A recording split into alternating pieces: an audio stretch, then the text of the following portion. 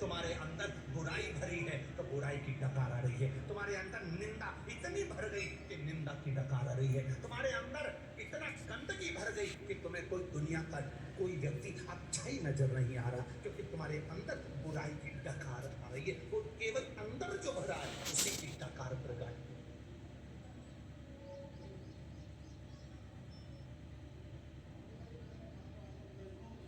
कभी कभी कोई अगर आपको गलत लिखे तो आप उसका जवाब मत देना, बस इतना समझ जाना कि डकार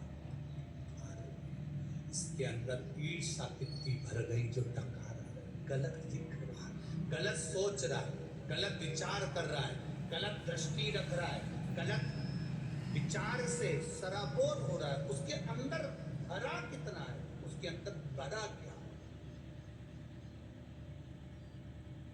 और जिसके अंदर भगवान की भक्ति भरी होती है उसके मुख से जब भी निकलेगा जय सीताराम, जय श्री कृष्णा, ओम नमः शिवाय, श्री शिवाय नमस्तुभ्यम, उसके अंदर जो भरा होगा। कहीं भजन हो रहे होंगे ना, रात्रि को कई बार भजन होते हो, आपके मोहल्ले में रात्रि को भजन हो रहा है, जिसके अंदर जो भरा होता है तो भजन हो रहे होते हैं तो उसका मन लग जाता है, जाऊं मैं सामने ढोलक पीट रही भाई। और तो ऐसे कई ऐसी भी रहे कि वहीं सो जाए, खाया पिया सोए, पर कई ऐसी अगर कम पंडाल में कहीं भजन हो रहा है तो दो चार इकट्ठी होकर पहुंच जाएगी, मोहल्ले के लोग वहां पहुंच जाएंगे, चलो भजन हो रहा है सुनेंगे, और सुनते सुनते फिर डकार निकलना प्रारंभ, उसके मुंह से भी निकल गया काशी वाले से मिलना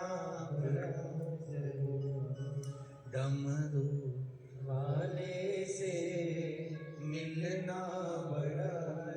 अब वो भी पहुंच गई, वो भी भजन गाने लगी। इतने में किसी ने कह दिया तुम्हें भजन आता है? नहीं आता तो भी बोल दे, तांबा का हंडा में धरो पानी, नीन आए भोला मिला के रहूंगी, भोले को अपना बना।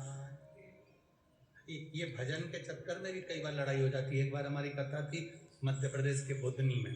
अब बुधनी में कथा थी तो वहाँ ग्राउंड में कथा होती थी, सामने खेल का ग्राउंड था और वहाँ कथा होती, तो एक माँ ने आकर कहा गुरुजी मेरा पति मुझे भजन में नहीं आने देता, मैं उससे के थक गई, फिर भी मुझे कभी भजन में जाने ही नहीं देता। तो हमने कहा हमारे यहाँ तो कोई भजन हो नहीं रहे, तो तुम यहाँ के, आपके यहाँ की बात नहीं, यहाँ कहीं पे भी भजन होता है ना, जाने नहीं देता।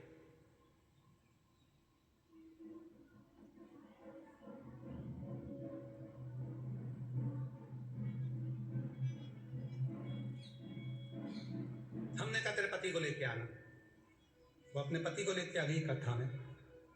कथा पूरी हुई तो मिलने आई। अब मिलने आई तो हमने उससे पूछा क्यों रे भैया तो इसको भजन में क्यों नहीं जाने देता? भजन से क्या प्रॉब्लम है ये बता।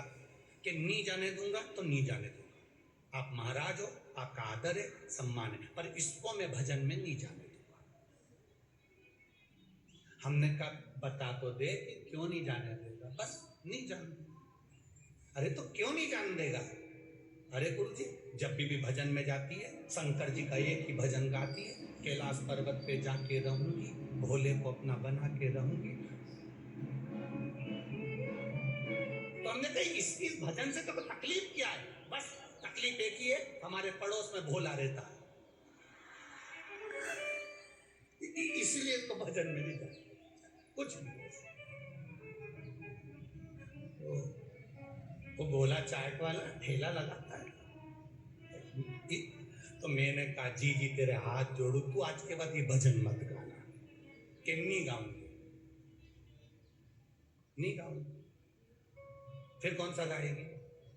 बस उसने कहा मैं गा के बता दूं। मैंने बता अपने भोले की मैं तो बनी रे जोगन।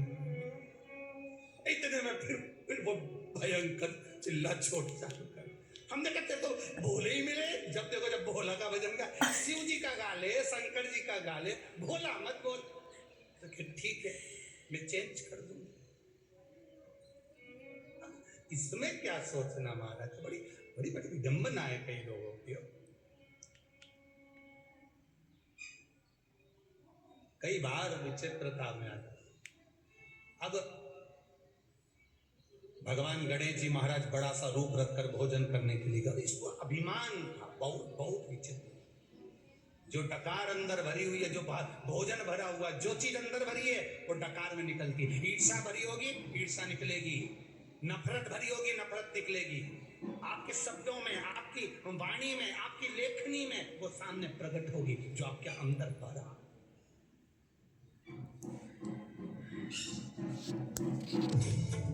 अब सब मेरी